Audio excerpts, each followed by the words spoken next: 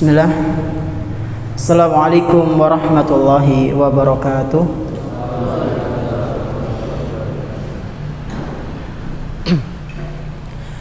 Alhamdulillahirabbil alamin. Wassalatu wassalamu ala nabiyyina Muhammadin wa ala alihi wa ashabihi wa man tabi'ahum bi ihsanin ila yaumiddin.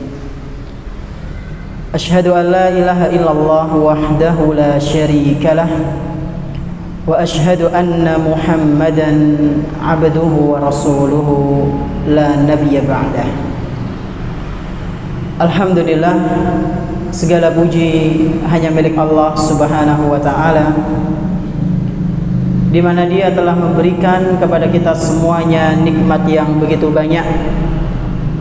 Dan di antara kenikmatan-kenikmatan yang Allah Subhanahu wa taala berikan kepada kita, yaitu berupa nikmat iman, nikmat Islam, nikmat sehat, nikmat kita bisa berkumpul di salah satu momen yang kita berharap di momen ini keberkahan dan taufik dari Allah Subhanahu wa taala turun kepada kita, sehingga kita dimudahkan oleh Allah Subhanahu wa taala untuk mengamalkan ilmu yang kita pelajari pada pagi yang berbahagia kali ini. Tak lupa pula salawat beserta salam semoga senantiasa tercurah limpahkan kepada Nabi kita yang tercinta, Nabi Muhammad sallallahu alaihi wasallam, beserta para keluarganya, para sahabatnya dan umatnya yang senantiasa mengikuti sunnah-sunnah beliau hingga hari akhir nanti. Bagaimana kabar antum sekalian, para santri tren sahat? Sehat? Alhamdulillah. Udah pengen cepet-cepet pulang apa masih pengen di sini? Amleng ya, deneng. Ini pesertanya Purbalingga semua apa ada yang dari Kalimantan? Pesertanya? Oh, Purbalingga semua. Berarti paham ya kalau bahasa ngapak? Paham. Siapa sing ora paham? Masya Allah. Antum nggak paham? Antum dari mana? Bekasi. Lah sekolahnya? Di sini. Di mana? Di Tunas Ilmu? Di sini apa di sana? SMK Widya Manggala. Sampingnya YPT ya. Masya Allah. Di sini ada yang dari YPT? Adik kelas antum. YPT berapa? YPT 1. Benar-benar adik kelas ana. TPBO apa TKR? Teknik elektro. Oh, elektro. Ana dulu TPBO. Teknik Perbaikan Bodi Otomotif ya. Jadi sebelum ana di Tunas Ilmu, ana dulu belajar di SMK YPT 1 Purbalingga. Kenal Pak Munjianto? Kenal. Beliau tetangga saya dan mantan RT saya. Sedikit tambahan ya. Jadi saya dulu sebelum di Tunas Ilmu ya, ana itu dulu belajar di SMK Iwan YPT 1 Purbalingga. Setelah itu lanjut ke Tunas Ilmu. Setelah sering kita ya kami baca buku yang tulisannya Indonesia, masuk sini kaget tulisannya keriting kabeh gitu, gundul-gundul kabeh maning ya. Tapi yang ala kulli hal, ya itulah perjalanan dalam menuntut ilmu, pasti ada rintangannya dan alhamdulillah bisa dilalui. Nah, tema kita kajian pagi yang berbahagia kali ini yaitu ketika layar HP terlalu terang, hati butuh ruang untuk tenang ya. Ana mau tanya ini Evan, yang ngasih judul ini siapa? Yang inisiatif punya ide ini? Antum? Oh, ketuanya mana? Oh alah, ketuanya malah absen ya. Jujur, pertama ana dapat judul ini, ana merasa bingung. Ini judulnya terlalu Gen Z apa ya?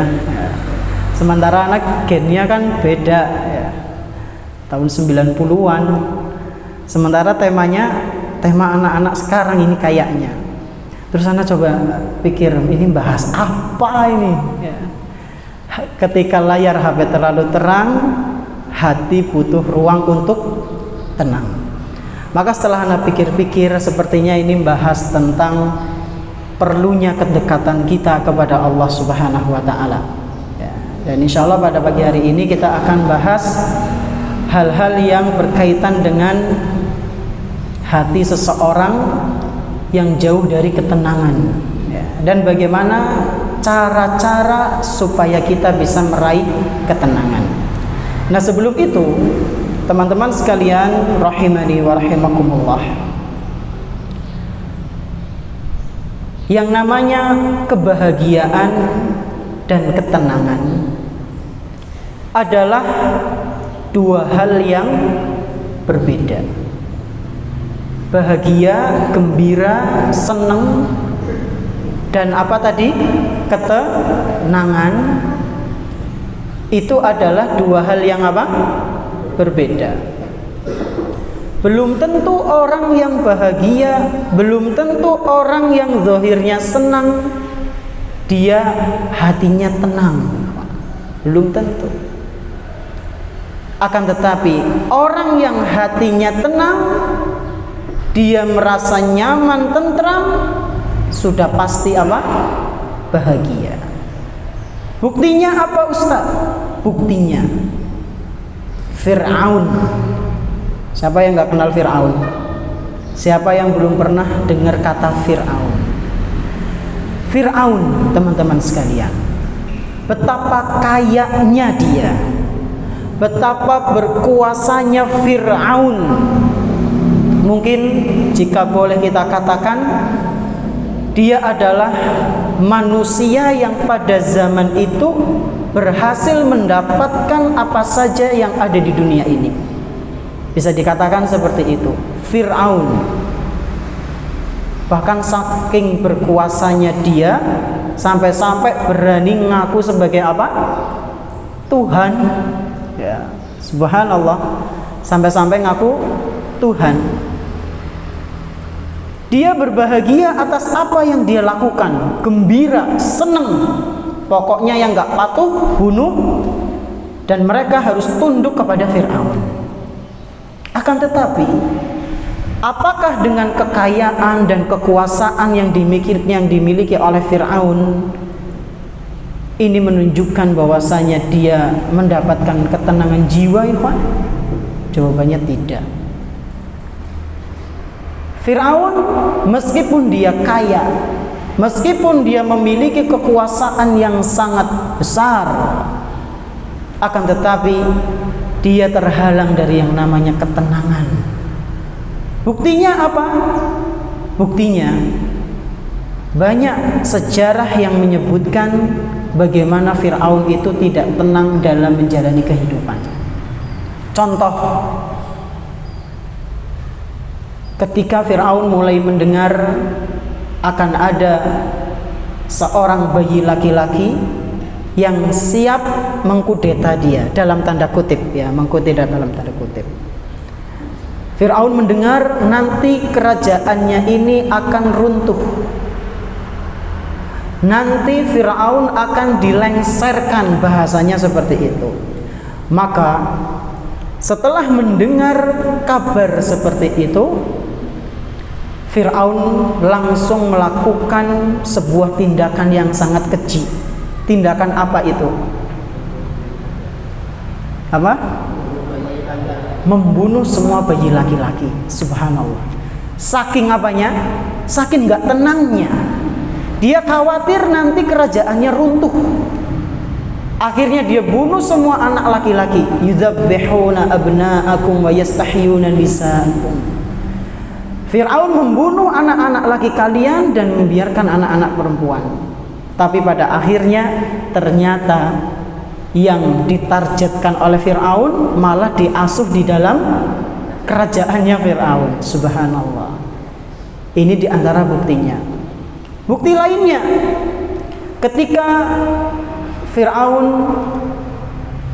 dia melakukan propaganda, dan ancaman-ancaman kepada para pengikutnya.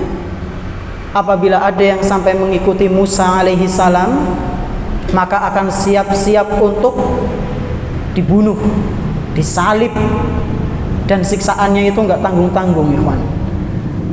Tangan dipotong, kaki dipotong, kemudian disilang.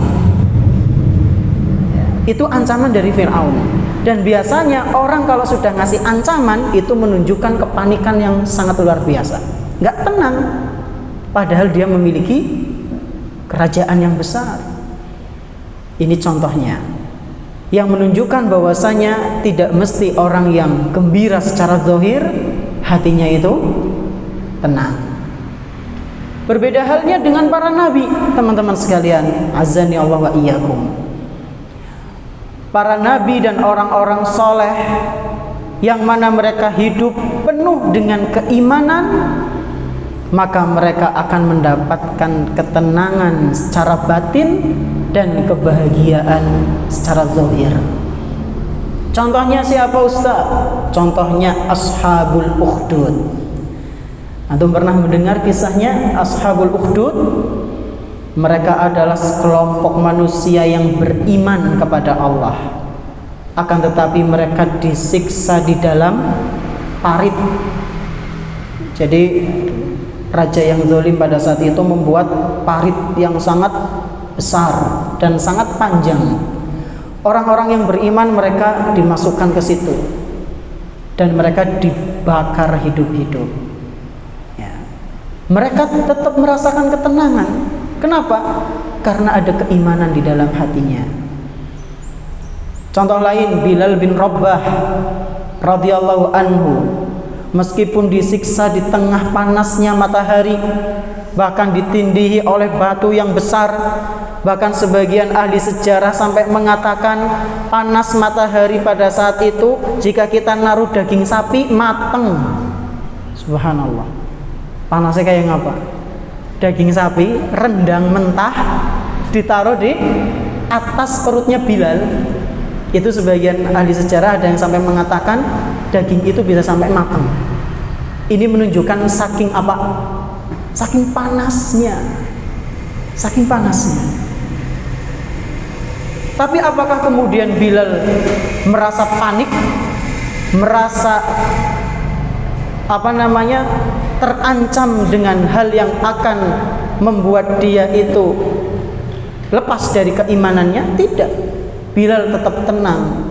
Bilal tetap bertawakal kepada Allah Subhanahu wa taala. Bahkan yang diucapkan Bilal adalah ahadun ahad. Ahadun ahad. Contoh lain, keluarganya Yasir. Keluarganya siapa? Yasir. Yasir disiksa, dipukuli, dipecuti. Sementara Sumayyah ditusuk kemaluannya sampai kepala, dan anak-anaknya juga disiksa. Sampai-sampai Nabi SAW nggak bisa pada saat itu menolong secara fisik. Makanya Nabi sampai mengatakan sabran ala ali Yasir, sabarlah wahai keluarganya Yasir, sesungguhnya fa inna mau'idakumul jannah, sesungguhnya tempat kembali kalian yang akan dijanjikan bagi kalian adalah surga. Ini menunjukkan bahwasanya mereka orang-orang yang beriman, mereka orang-orang yang bertakwa, hati mereka tenang, hati mereka tenang, dan secara zahir mereka juga bahagia. Nah, ikhwan sekalian rahimani wa rahimakumullah, dari beberapa contoh yang telah disebutkan tadi di atas dan masih banyak sekali contoh-contoh yang lain, ini menunjukkan kepada kita bahwa kebahagiaan itu belum tentu menandakan hati seseorang itu tenang. Namun hati yang tenang sudah pasti bahagia. Sehingga dari sini bisa kita simpulkan, ketika seseorang dia membagikan di media sosialnya. Ketika seseorang dia membagikan di media sosialnya tentang prestasinya misalnya, tentang keunggulannya, tentang hal-hal yang dia bisa raih, kemudian dia iklankan kepada teman-teman dunia mayanya, belum tentu orang-orang yang seperti itu hatinya tenang, belum tentu ya. Karena sejatinya ketenangan itu ada di dalam hati yang penuh dengan keimanan. Nah, ikhwan sekalian rahimani wa rahimakumullah, lalu bagaimana sih, timbul pertanyaan, bagaimana ciri-ciri hati yang tidak tenang? Sekurang-kurangnya ada sekitar 4 ya, ada 4 ciri hati seseorang itu dia tidak tenang. Yang pertama adalah ketika seseorang mengalami gelisah berkepanjangan dan mudah cemas. Apa yang pertama? Ketika seseorang mengalami gelisah berkepanjangan dan dia mudah cemas. Misalnya bagaimana? Misalnya ada seorang siswa, dia pulang dari sekolah. Dia pulang dari sekolah padahal dia tidak mendapatkan masalah yang besar.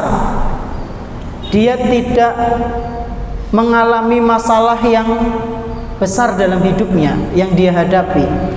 Namun ketika sampai rumah, hatinya itu tidak nyaman. Untuk melakukan sesuatu itu dia merasa serba salah ya. Ini contoh seseorang yang hatinya apa? Gelisah. Pernah ngalami apa sering? Pernah, tapi orang sering ya. Ya, alhamdulillah. Dan kegelisahan hati itu ikhwan sekalian disebabkan karena dosa-dosa kita ya. Maka apabila kita hatinya sudah mulai merasa lelah dengan sesuatu padahal tidak tahu sebabnya, itu dikarenakan dosa kita yang sudah menumpuk ya. Dosa kita yang sudah menumpuk harus ditaubati. Ini ciri yang pertama. Orang yang hatinya tidak tenang itu bisa teridentifikasi dengan kegelisahannya. Kemudian yang kedua, takut yang berlebihan. Takut yang apa? Berlebihan. Misalnya bagaimana? Misal dia mendengar sebuah kabar ada bencana di tempat A, B, C. Setelah dia mendengar kabar itu, kemudian dia apa? Panik ya. Dia panik, takut yang berlebihan menyerang jiwanya, sampai-sampai dia lupa bahwasanya dia masih punya Allah. Kalau orang yang beriman, maka dia akan serahkan kepada Allah ya. Kayak beberapa bulan yang lalu atau tahun lalu ya, pernah ada isu katanya Indonesia akan ditimpa apa itu? Gempa apa itu yang besar namanya? Megatrust ya. Tapi sampai sekarang alhamdulillah nggak ada, dan semoga nggak ada, bukan belum ada gitu ya, semoga aja tidak ada. Yang katanya gempanya itu dari mana Ikhwan? Kalau nggak salah itu dari Kepulauan Jawa ya, dari Bali, NTT itu lurus sampai pesisir Sumatera ya. Rata sampai situ, akan ada gempa besar ya. Dia panik, dia takut yang berlebihan ya. Kalau misalnya kepanikannya itu mendekatkan dia kepada Allah sih agak mending ya. Yang parah itu kalau kepanikannya malah menjauhkan dia dari Allah, malah semakin dekat dengan dukun ya. Semakin dekat dengan para tidak normal. Ini yang bahaya. Kalau dulu waktu saya masih SMP itu, saya punya teman ya, tahun 2012 ya, itu kan lagi rame-ramenya berita akan terjadi apa? Kiamat katanya. Antum udah pada lahir belum 2012? Kelas berapa? SD, apa urung sekolah? Antum sih kelahiran tahun berapa? 2008. Berarti 4 tahun itu. Tahun 2012 TK berarti ya mungkin, atau PAUD. Tahun 2012 itu diisukan akan terjadi kiamat. Kiamat besar, benar-benar hancur. Nah, ternyata ada teman sekelas ana, ya teman SMP ana yang termakan isu itu. Tapi ya alhamdulillah sih, kemakannya jadi membuat dia mau sholat. Ketika itu kan ana ledek. Kenapa kok rajin sholat sekarang? Masya Allah, dalam maning kiamat kok gitu ya. Dan dia mengatakannya dengan penuh kekhawatiran, penuh dengan ketakutan, dalam maning kiamat, yang pengen tobat. Ternyata sampai sekarang belum kiamat. Sing ramal malah wis kiamat disin ya. Sudah mati. Mati itu kan termasuk dari kiamat ya. Kiamat sugro bagi orang yang mati itu. Nah, ini takut yang berlebihan. Ini merupakan tanda hati yang tidak tenang. Karena ketika seseorang takut berlebihan, berarti secara tidak sadar dia telah melupakan Allah Subhanahu wa taala dalam kehidupannya. Kemudian yang ketiga, ciri orang yang hatinya tidak tenang, jauh dari Allah Subhanahu wa taala, dia itu biasanya mudah marah dan tersinggung. Apa? Mudah marah dan tersinggung. Lalu yang keempat, ciri hati yang tidak tenang, dia itu selalu ingin bersenang-senang ya. Dia selalu ingin bersenang-senang, bahkan sampai punya semboyan, muda foya-foya, mati tua kaya raya, mati masuk surga. Surgane sapa ya. Bisa jadi ketika muda foya-foya langsung mati masuk neraka, naudzubillahi min dzalik. Karena nggak ada yang jamin, nggak ada yang bisa jamin kita sampai tua. Bahkan saya pernah dengar ya, ada sebuah survei kematian yang paling sering itu menimpa anak-anak muda. Usia-usia muda itu bisa dikatakan sampai 80% kebanyakan yang mati itu usia muda. Orang-orang tua itu yang lebih awet. Sering kita dengar kabar duka, kabar orang meninggal itu usia di bawah 40 tahun nih kawan. Sementara orang-orang yang usianya di atas 60 tahun itu jarang kita dengar berita kematiannya. Kebanyakan yang apa? Yang muda-muda. Nah, itu masih muda kan apa udah tua? Masih muda, maka bersiaplah ya, jangan merasa masih muda urung perak pacule ya. Kadang ada yang mengatakan wis tua ngaji yang memper anu wis perak pacule. Perak pacule maksudnya apa? Udah dekat kematian? Belum tentu. Betapa banyak peluluk, antum tahu peluluk? Betapa banyak peluluk pating apa ya? Pating gigal ya. Pating gigal itu bahasa Indonesianya apa? Nah, pada jatuh. Peluluk pada jatuh. Kalau peluluk bahasa Indonesia bukan? Apa bahasa Indonesianya? Kelapa cilik ya pada? Hah?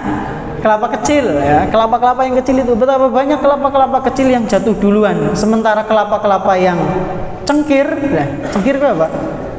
Tua ya, yang tua masih gagah di atas pohon. Jadi jangan merasa aman dengan usia kita yang masih muda, apalagi antum yang baru-baru akan menginjak usia dewasa. Dan biasanya ikhwan sekalian ya, jika sudah seperti itu ya, tadi gelisah, takut berlebihan, selalu ingin bersenang-senang, mudah tersinggung, biasanya jika sudah seperti itu, kebanyakan dari kita akan melampiaskannya ke gadget. main HP sampai lupa waktu, sampai lupa ibadah, sampai larut malam, sampai mukanya bercahaya. Layar HP-nya terlalu terang. Pada saat itulah sejatinya kita sedang membutuhkan ketenangan. Seseorang yang bermain HP sampai malam, layar HP-nya sampai terlalu terang, meskipun sudah di mode malam, tapi kan masih kelihatan ini cahaya, ya Masya Allah, mukanya bercahaya, maka ketahuilah itu tanda hati kita sudah mulai jauh dari Allah.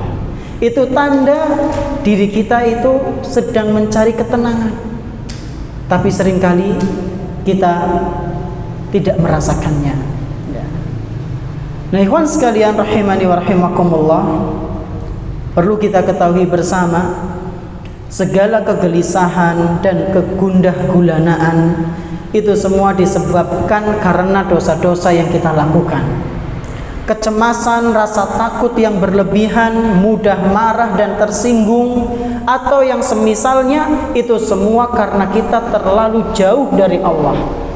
Kita sudah lama melupakan Al-Quran, sudah lama nggak baca Al-Quran, sudah lama nggak mendengarkan nasihat-nasihat Islami, sehingga Allah Subhanahu wa Ta'ala berikan alarm, yaitu berupa kegelisahan hati. Orang yang hatinya masih sehat, di saat dia merasakan kegelisahan, maka dia akan peka. Dia akan sadar, oh ini saya sepertinya sudah jauh dari Allah. Karena orang yang hatinya itu sempit, ikhwan, hatinya penuh dengan kegelisahan, itu pertanda dia jauh dari Allah. Dan ini yang disebutkan dalam Al-Quran. Dalam Al-Quran surat Toha ayat 124 sampai 126 kalau tidak salah. Di situ Allah Subhanahu wa Ta'ala berfirman, "Wa man a'rada 'an dzikri fa innalahu ma'isyatan donka." Kata Allah Subhanahu wa Ta'ala, barang siapa yang berpaling dari peringatanku, wa man a'rada 'an dzikri, barang siapa yang berpaling, yang namanya berpaling itu bagaimana? Menjauh. Barang siapa yang menjauh, berpaling dari peringatanku. Para ulama tafsir menjelaskan peringatan di sini adalah Al-Quran. Ada juga yang mengatakan kewajiban-kewajiban yang telah Allah syariatkan.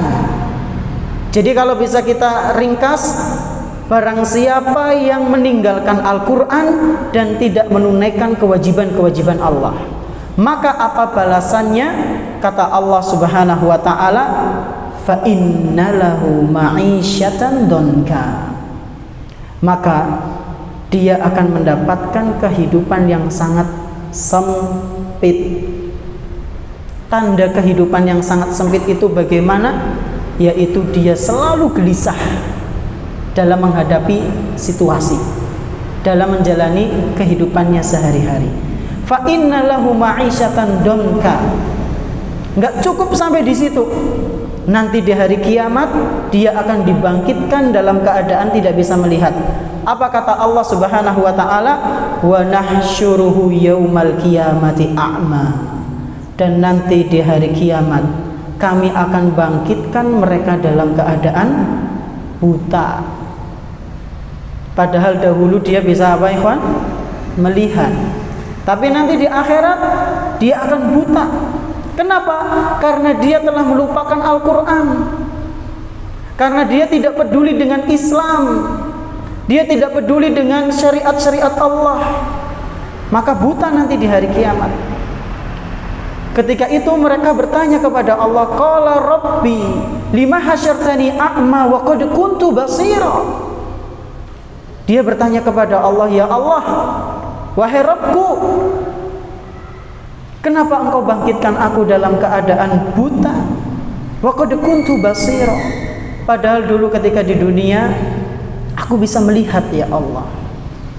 Aku di dunia bisa melihat, ya Allah. Tapi kenapa di akhirat aku buta?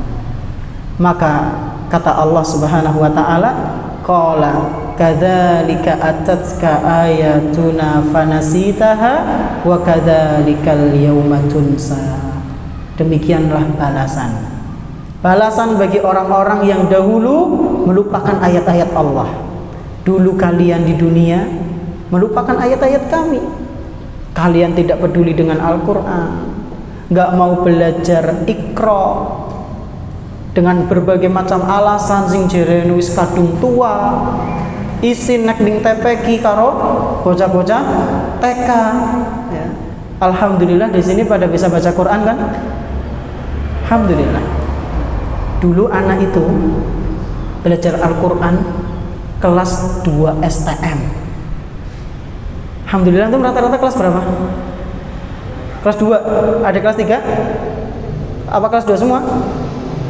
Berarti kelas 11 ya? Nah, kelas 11. Antum kelas 10? Masya Allah. Itu teman anak itu, yang belakang, kacamata itu, yang rekam, itu kelas 11. Santri, ya, tim media. Ya. Jadi seumuran antum. Ya. Dulu, anak itu kelas 2 STM mulai memperdalam ilmu agama. Ya karena pada saat itu baru kenal sunnah, ya, baru kenal agama. Dan memang ikhwan, gengsi kita ketika mau belajar ke masjid, teman-temannya apa? Teman-temannya TK, tua dewek nyong.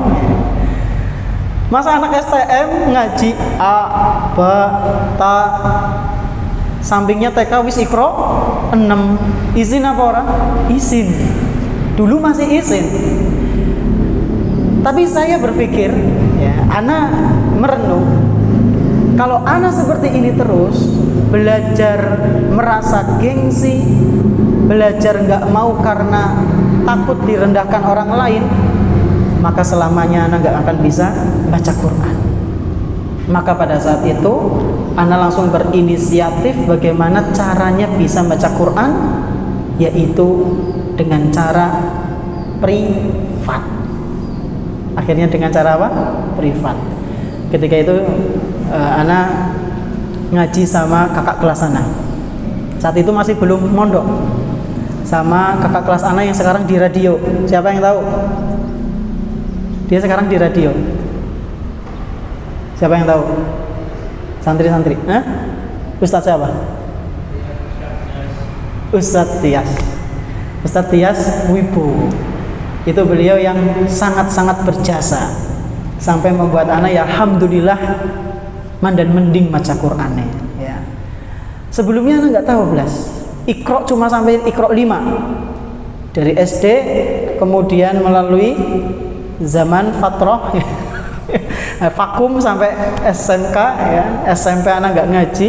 Alhamdulillah dapat taufik dari Allah Subhanahu wa taala di umur keberapa ya? Kelas 11 itu umur berapa? 14 tahun apa 15? Oh 17, sweet 17 ya. Ya di usia itu alhamdulillah Allah berikan taufik sampai sekarang dan semoga bisa istiqomah sampai akhir hayat. Nah, ikhwan sekalian, rahimani wa rahimakumullah. Inilah balasan bagi orang yang melupakan ayat-ayat Allah.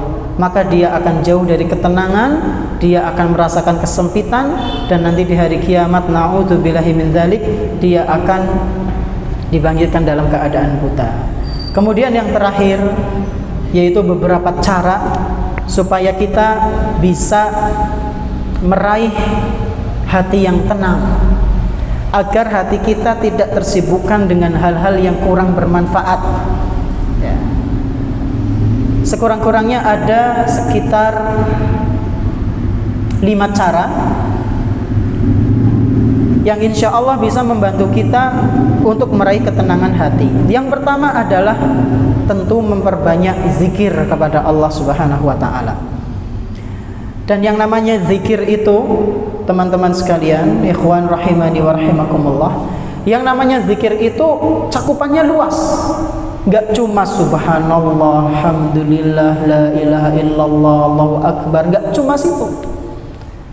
Tapi yang namanya zikir, kata para ulama, bisa juga membaca Al-Quran, bisa juga berdoa, bisa juga belajar.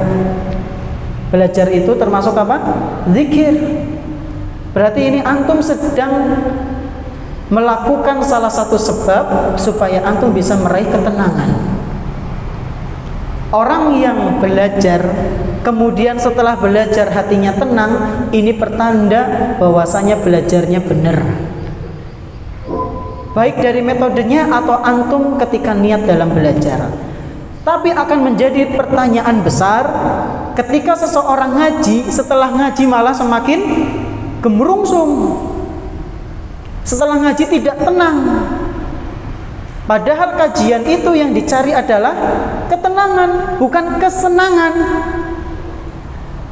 Kalau inti dari kajian adalah kesenangan, apa bedanya dengan konser? Ya, betapa banyak, ya, nggak sedikit di zaman ini kajian-kajian yang isinya hanya berisi tentang kesenangan saja, menghibur, joget-joget, bahkan sampai diiringi dangdut misalnya. Subhanallah. Apakah kajian-kajian yang seperti itu akan melembutkan hati, ikhwan? Tentu tidak lah. Ya, tentu tidak.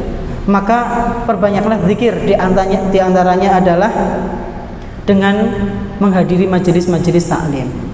Kata Allah Subhanahu wa taala, alladzina amanu wa tatma'innu qulubuhum bidzikrillah. Orang-orang yang beriman itu hati mereka akan tenang dengan mengingat Allah, dengan zikir kepada Allah. Ala bidzikrillah tatma'innul qulub. Ketahuilah dengan mengingat Allah maka hati kita akan tenang.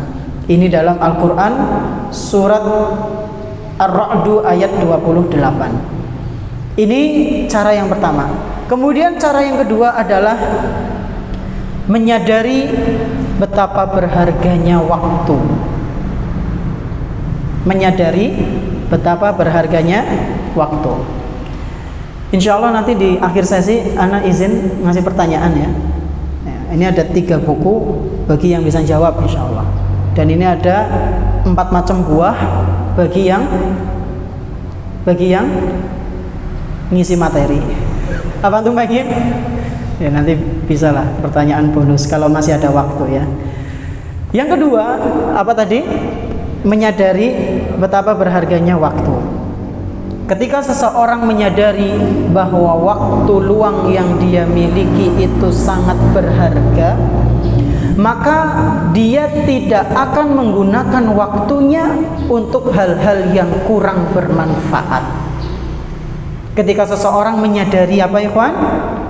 Menyadari bahwasanya waktunya itu sangat berharga. Yang namanya sangat berharga itu tidak mungkin disia-siakan. Antum memiliki teman yang sangat berharga, antum tidak akan mungkin menyia-nyiakan dia. Seorang suami memiliki pasangan istri ya, bukan suami punya pasangan suami. Suami memiliki istri yang sangat berharga, maka pasti akan dijaga. Sesuatu yang berharga pasti akan dijaga. Ketika kita sudah menyadari bahwasanya waktu itu begitu sangat berharga ikhwan, maka kita tidak akan menyia-nyiakannya. Kita tidak akan menggunakannya untuk hal-hal yang kurang bermanfaat. Apa contohnya hal-hal yang kurang bermanfaat? Apa? Mabar. Ya, antum ngerti mabar? Jelas ngerti. Siapa sih orang ngerti mabar? Takwe jeruk. Siapa yang nggak tahu mabar? Ngerti kabeh kan? Nah, ijma' sukuti. Ya, dalam usul fikih itu namanya ijma' sukuti. Ketika ada pertanyaan diam, ketika ada pertanyaan di persoalan disampaikan, kemudian kok diam para ulama, itu menunjukkan mereka telah sepakat. Dan ini semuanya apa? Sepakat. Mabar. Apa itu mabar, Ivan? Main bareng. Maksudnya apa? Futsalan bareng, bal-balan bareng, game online bareng. Itu membuang waktu tidak? Sangat membuang waktu. Bis membuang waktu, kalah maning, dibanting maning HP ini. Ya, moga. Assalamualaikum. Ya. Maka yang seperti ini harus kita jauhi. Ini saya mulai grogi, ada Ustadz saya. Ngapunten Ustadz. saya duduk di sini.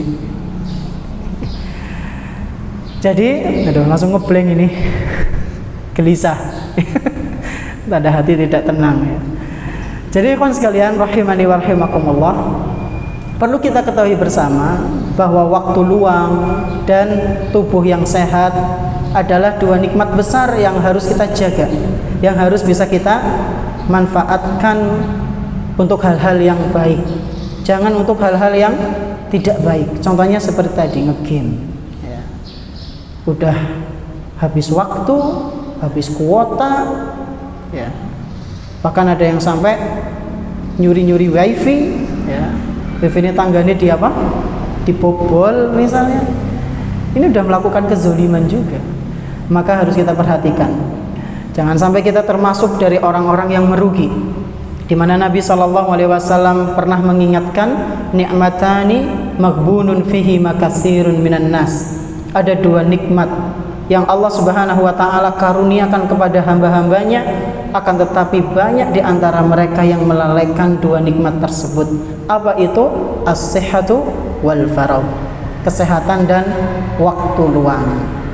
Ini yang kedua. Salah satu cara supaya kita bisa mendapatkan ketenangan hati adalah dengan memanfaatkan waktu. Dengan apa? Dengan hal-hal yang baik. Karena hal-hal yang baik itu akan mendatangkan ketenangan kepada hati kita, kepada jiwa kita. Kemudian yang ketiga, di antara hal yang insya Allah bisa membantu kita untuk meraih ketenangan adalah menyadari bahwa semua yang kita kerjakan akan dipertanggungjawabkan di hadapan Allah Subhanahu wa taala. Ini karena waktunya sudah mepet, langsung saja yang keempat, yaitu di antara bentuk supaya kita bisa mendapatkan ketenangan plus kebahagiaan dengan cara mengamalkan ilmu yang telah kita pelajari. Diamalkan. Setelah kita mengetahui main game itu membuat waktu kita terbuang sia-sia, maka buang, jauhi gamenya. Kalau bisa dihapus. Tapi mana emang Ustaz? Wis level apa? Level apa ya?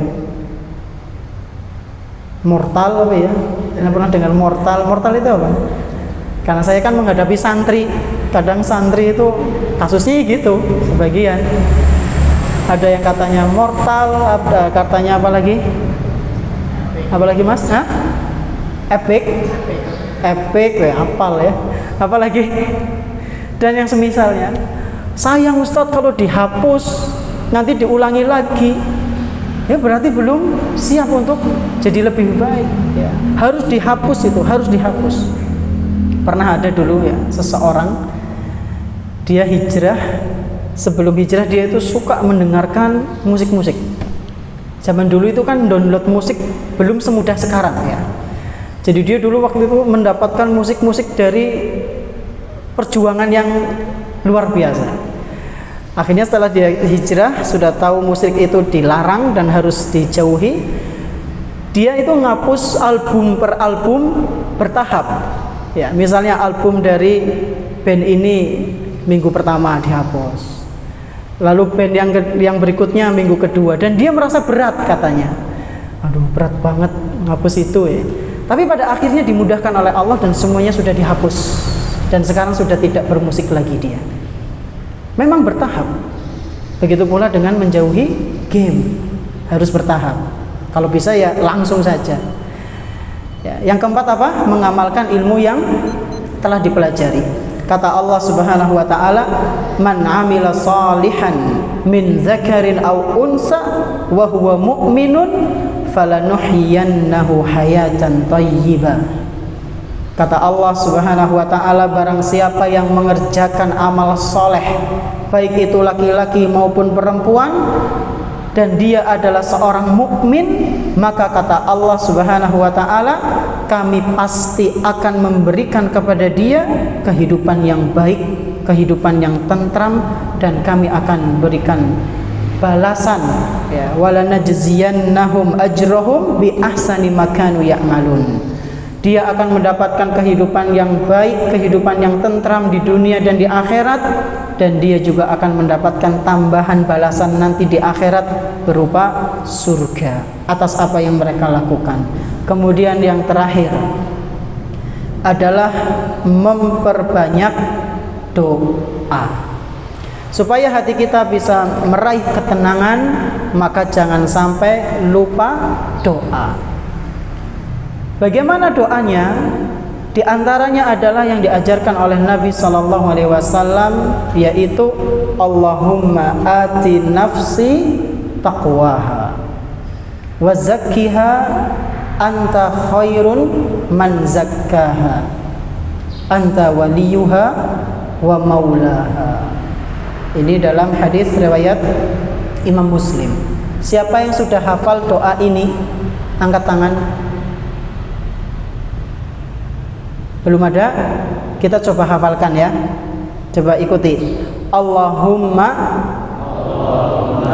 ati nafsi taqwaha wa zakkiha anta khairun man zakkaha anta waliyuha wa maulaha. Ana ulang lagi. Allahumma ati nafsi taqwaha wa zakkiha anta khairun man zakkaha anta waliyuha wa maulaha. Dah hafal? Tafadhol, siapa yang berani nyoba? Boleh milih bukunya. Panitia ya aja. Peserta belum hafal? Sekali lagi coba. Allahumma ati nafsi taqwaha wa zakkiha anta khairun man zakkaha anta waliyuha wa maulaha. Ada yang berani nyoba?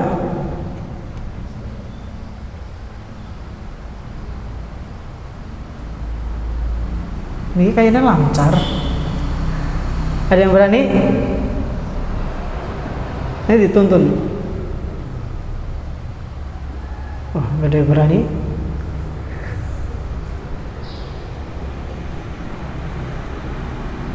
Lima, 4, 3, 2,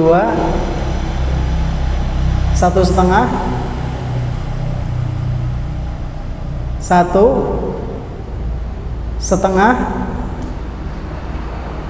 0 ya. Nah, tutup. Jadi itulah doa di antara, tapi antum catat tadi doanya ya. Nah, itu di antara doa supaya kita bisa mendapatkan ketakwaan, hati kita bisa mendapatkan ketakwaan. Dan ketika hati meraih ketakwaan, sudah dipastikan hati tersebut akan mendapatkan ketenangan juga. Nah, ikhwan sekalian rahimani wa rahimakumullah, mungkin ini yang bisa kami sampaikan mengenai tema kajian tren sahat pada pagi yang berbahagia kali ini. Sebelum kita tutup, ada sedikit informasi ya, alhamdulillah Pondok Pesantren Tunas Ilmu Purbalingga sudah mulai membuka pendaftaran santri baru gelombang kepinten Ustaz? Pertama ya? Oh, nggak ada gelombangnya, tapi sudah kebuka ya, sudah dibuka mulai kemarin tanggal 26 apa nggih? Ya, tanggal 26 Januari sampai bulan Mei tanggal pinten Ustaz? Mei apa April atau Maret gitu? Maret ya, tanggal 6 apa ya? Apa 9 sampai Maret. Atau nanti kalau teman-teman sekalian mau penjelasan lebih lengkap bisa dilihat di mana bannernya Zen. Oh, di bawah ya, di bawah. Siapa tahu ada yang pengen mendalami lagi, ilmu agama di Pondok Pesantren Tunas Ilmu Purbalingga ini. Kemudian yang kedua, ana izin memberikan pertanyaan bagi para peserta yang bisa menjawab, ana kasih hadiah. Ya, yang bisa menjawab maka akan ana kasih hadiah insyaallah. Pertanyaan yang pertama, siapa yang bisa menyebutkan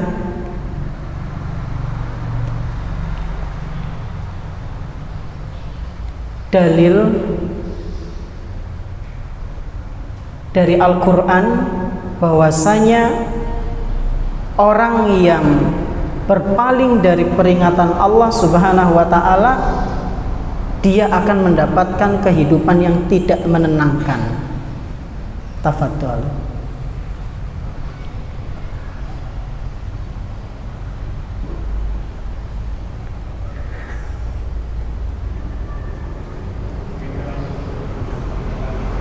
Apa? Suratnya, surat sama ya, fadhol antum. Surat Toha. Toha apa at-Toha? Nggak pakai at ya. Nah, ayat berapa? Lupa. Antum di belakang tahu ayat berapa? 124 sampai 126.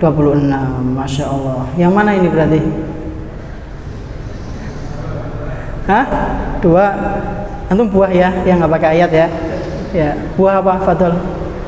Yang antum anak kasih ini. Fadol saya. Nah. Antum mau buah apa? Jeruk. Nah, tafadhol saya. Tafadhol. Mas Muka ya akhil karim. Mas Muka. Nama antum? Ilham. Antum siapa? Rohman. Dari mana? Oh, SMK Jateng. Jazakallah khair. Pertanyaan kedua. Siapa yang bisa menyebutkan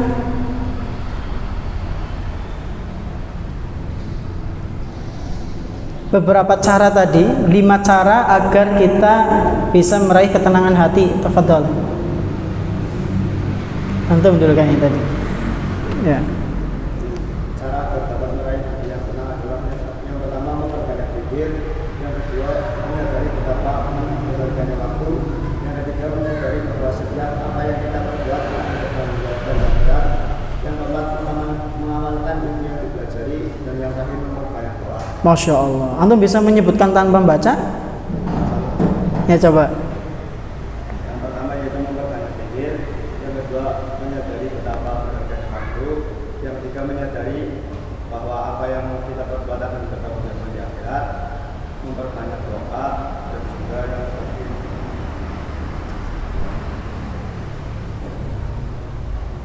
Kalau udah punya ilmu apa? mengamalkan. Mengamalkan. Masya Allah. Fadal. Siapa nama itu? Alif Ustaz. Jazakallah khair. Kemudian yang terakhir.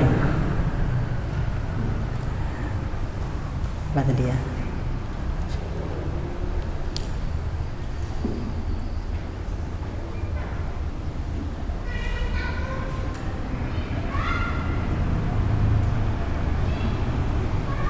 Siapa yang bisa menyebutkan doa tadi?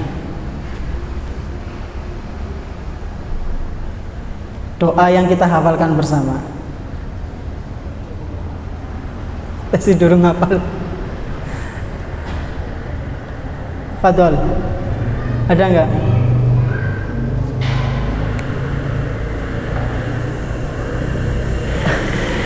Atau dari panitia ada pertanyaan? Oh, antum mau ini angkat tangan siapa itu? Oh enggak boleh. Iqbal. Ada enggak? Iya, tafadhol.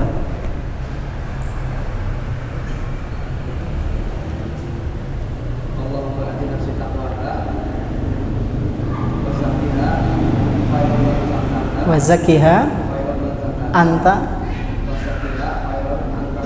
wa zakkiha anta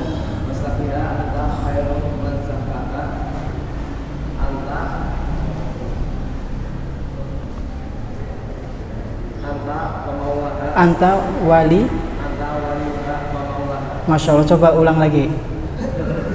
Allahumma ati nafsi taqwaha wa maulaha Wazak wa zakaha wazakiha sabiha anta anta khairun khairun man zakaha anta. anta waliyuha wa maulaha. Masya Allah, barakallahu fiik. Tafadhol Syekh. Siapa nama itu? Novel. Noval dari pondok? Dari sekolah? Kan di Jateng. Oh Jateng, rata-rata Jateng. Nah, barakallahu fiik. Nah, jazakumullah khairan. Sudah? Mungkin ini yang bisa Anda sampaikan, Anda kembalikan ke moderator. Sallallahu ala nabiyyina Muhammadin wa ala alihi washabihi ajma'in.